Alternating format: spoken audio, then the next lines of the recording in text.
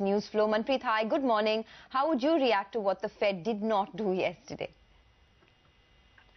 Morning. I think I guess the broader theme is not a surprise. I think to the market was quite split, strongly tilted towards no rise, and that's, pretty much is what has played out. I think the sort of takeaway, the key takeaway here really is, the fact that this kind of uncertainty, the focus on when exactly is the Fed going to hike rates, that's what is now going to persist for a little bit longer. So that's the sort of unfortunate side effect. But I think what comes across very strongly in the statement is that the supportive tilt for monetary policy is likely to stay in place, in this case without the rate hike. But even if we do get a rate hike, policymakers are clearly very focused on, the risk to inflation, risk to growth.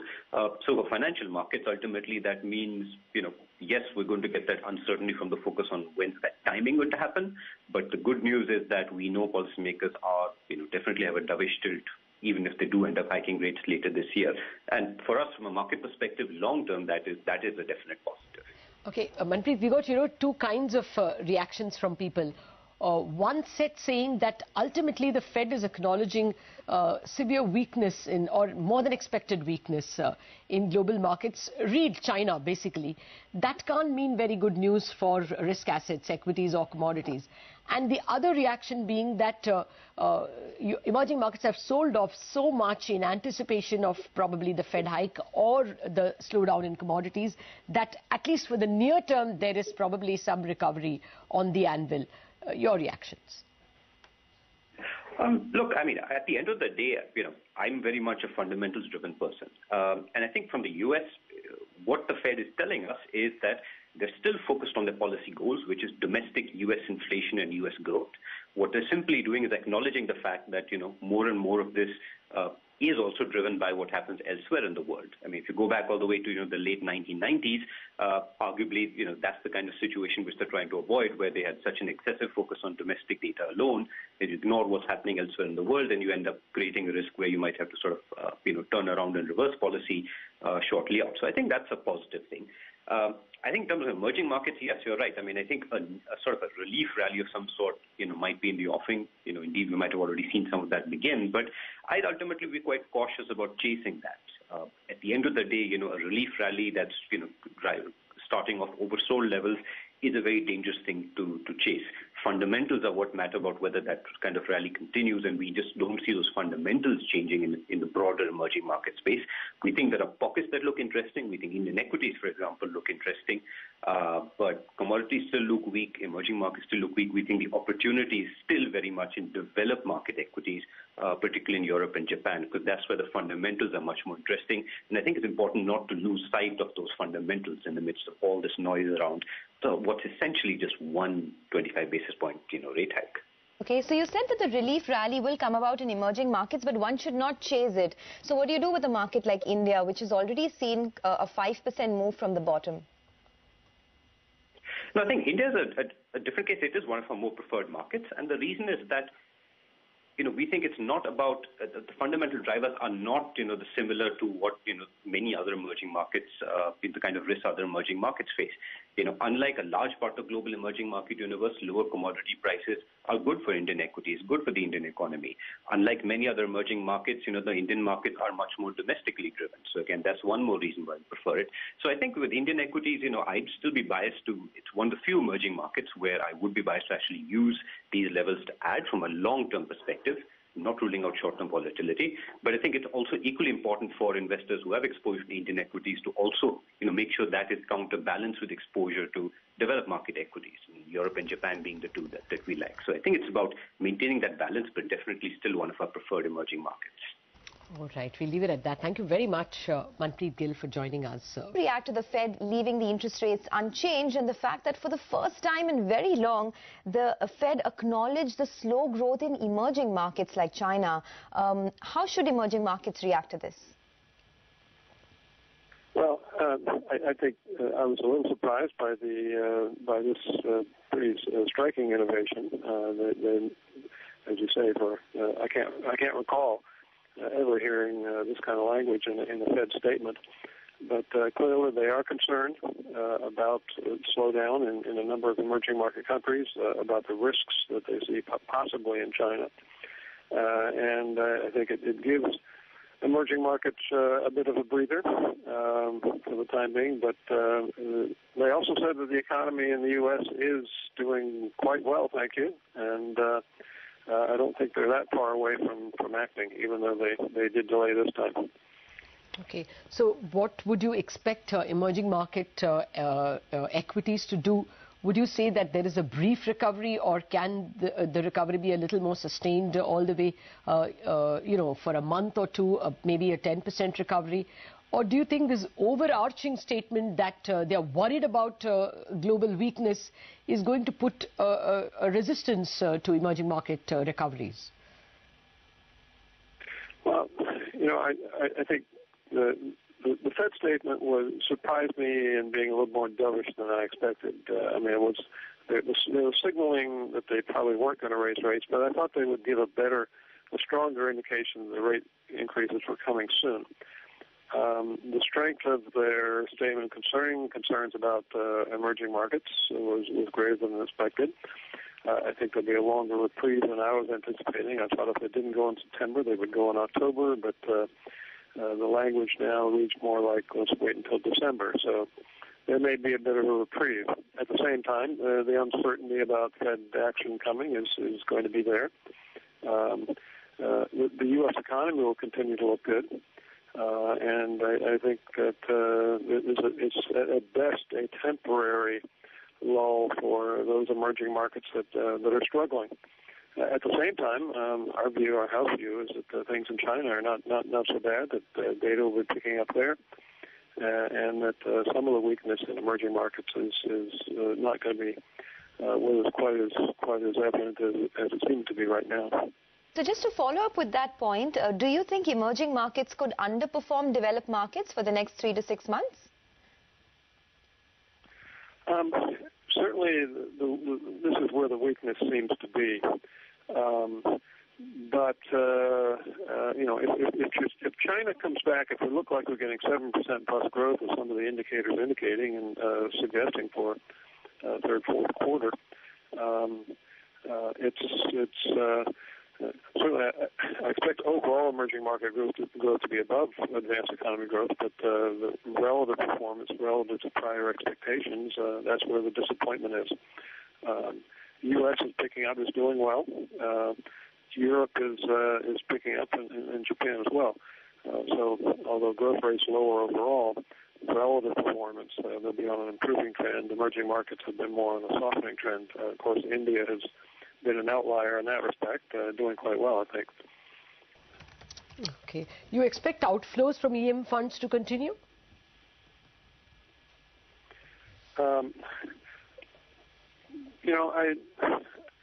I think there has been concern about the vulnerability of EM to rate increase in the U.S. That, I think, can be put off for a little while at least. And if indeed China starts to look better, some of the uncertainty there diminishes. I would not be quite so negative about that, and we may see some reversal possibly. Okay. How would you expect the dollar to trend? Because Yellen did point out that there is a net export problem because of the strengthening dollar. Would you expect, therefore, the dollar index to trace back at all? I don't see. I think this is a temporary delay by the Fed, and the underlying strength of the U.S. economy is quite evident in the domestic demand. Certainly, consumer spending, investment, and housing all looking reasonably firm.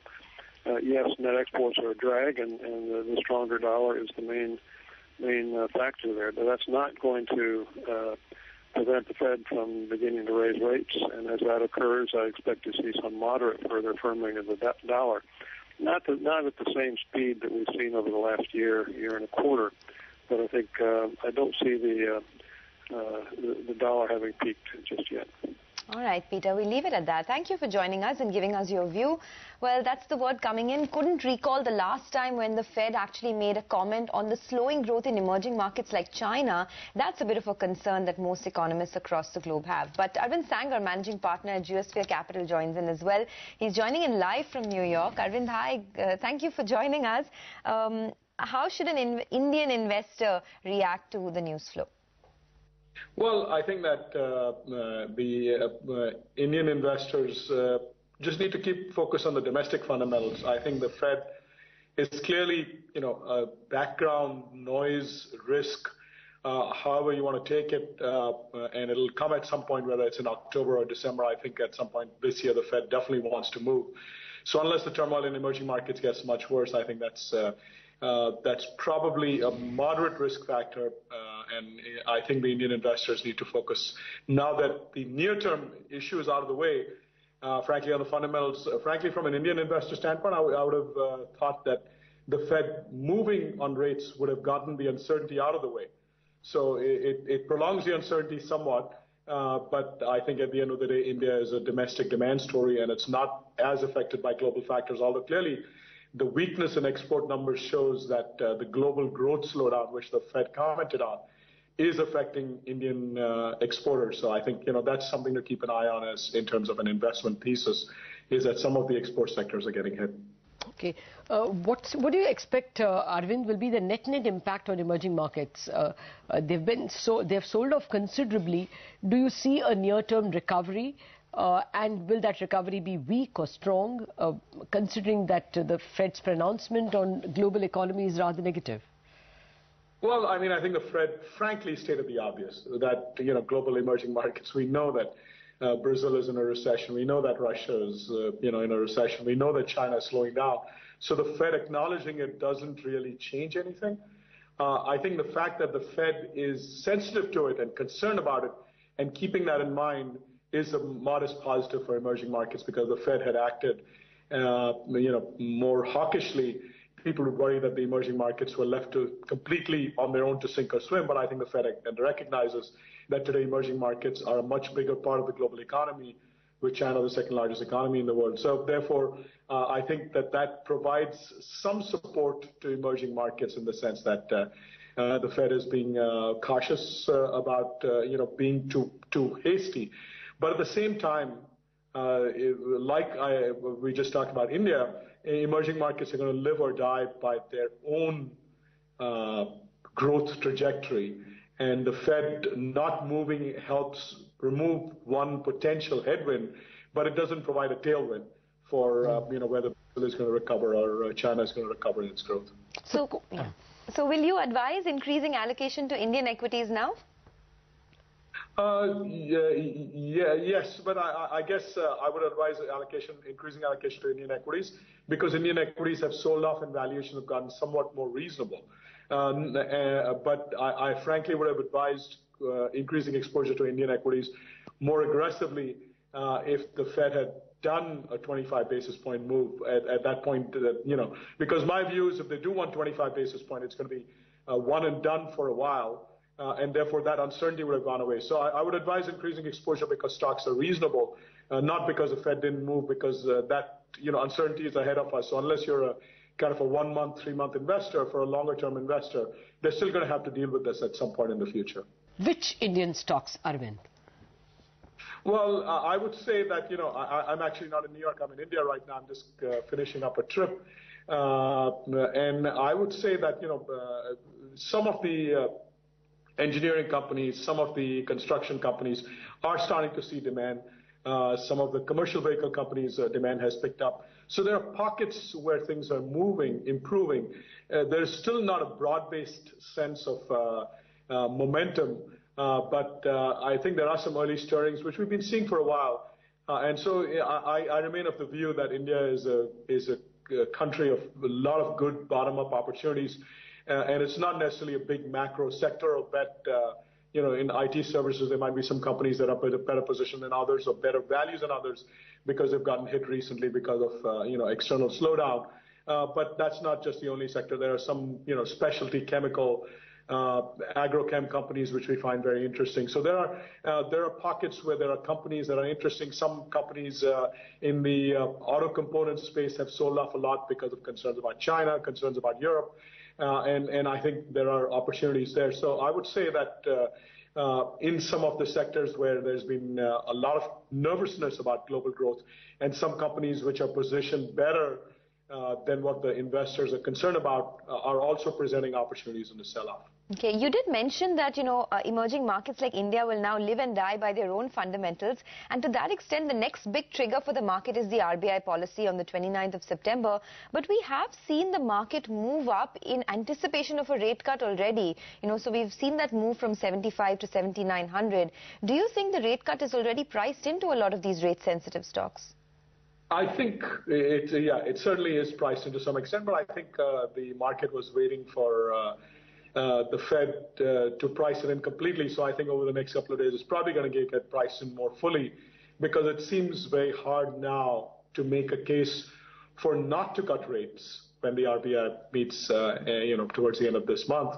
So I think that if it's not fully priced in now, it's going to get priced in over the next couple of days at this point. And frankly, if the RBI doesn't move, that would be a negative and a negative surprise. Given the inflation data, given the growth data, again, I'm not talking about the official GDP numbers, but every other growth metric, I think clearly the case can be made for the RBI to cut by 25. Some people are saying higher. I'm not counting on a higher number, but 25 at this point, it seems almost in the bag, but it never is. So we'll wait and see what RBI does, but I think that's going to get priced in pretty quickly. Oh, well, it's certainly discounted in my head, I would say. It's in my bag, if you please. But Arvind, I just wanted to dwell back on that auto ancillary space that you spoke about. They sold off rather violently, and some very good ones like Motherson Sumi and Bharat Forge. A little bit of selling even in stocks like Amara Raja and Bosch, though not so much. What would you like? What is your pick of the pack? Well, I mean, I prefer not to get into individual stocks, but the first two that you named, Bharat Forge and Motherson Sumi, both have very strong delivery track record, and both are excellent companies that have managements that are well regarded, and so those are names that we certainly find interesting. Now, each one has its own unique challenges. One having more China exposure in the case of Motherson Sumi, and Bharat Forge having more energy exposure, and therefore some concerns about energy slowdown in the trucking market in the U.S., some potential slowdown. So there are some genuine headwinds that have to be kept in mind. But keeping those in mind, if the valuations get attractive at some point here, they become worth taking a position in. I just wanted to come back to that point we were making about, emerging markets as a whole, Arvind. Given that the Fed has outlined, certain growth slowdown problems or acknowledged certain growth slowdown problems in markets like China, do you think the upside potential for emerging markets could be capped? And if yes, what could the upside look like now, say for the next 6 to 12 months? Well, I mean, I think it's always hard to make these big macro calls and we frankly are not, that's not our expertise in being able to say that. I think the big macro or the big upside cap in emerging markets is going to be driven by individual countries' policy constraints. I do get the sense that China is getting, ready to do some more stuff to try to reverse some of the slowdown. How effective it will be, we'll have to wait and watch. I remain somewhat skeptical that China has any magic wand other than doing stuff that hasn't worked before in terms of taking on more debt and doing more infrastructure, which would not work. So China is probably smarter to let things slow down and things adjust on a slow scale. So China, I don't think is going to be, if you look at other emerging markets, excuse me, if oil has a rebound, then that'll help Russia and maybe some other emerging markets. We're optimistic about oil prices, so that'll help some emerging markets. We think oil has bottomed and will turn. On the other hand, for India, if oil does go back to 60, 65, 70, that'll be a moderate headwind. So those are some of the macro factors to keep in mind. But clearly, there is a very hard case to make that emerging markets are going to have a significant outperformance But they are oversold, so there will be some rally. Beyond that, it'll depend on what the earnings and the growth outlook for emerging markets develops. And right now, it looks, not very exciting. Yes, next month, same time, we will have some idea of how the second quarter performance has been. Thank you very much, Arvind Sanger, for joining us with your thoughts. And have a pleasant stay in India, of course. Well, that's an important opinion coming in, saying that maybe there could be some near-term recovery in emerging markets because of the sell-off, but hard to make a case to buy emerging markets as a basket. Domestic individual performance, so let's see how the earnings turn out. Yeah, and I think the moot point was when he said that emerging markets don't look that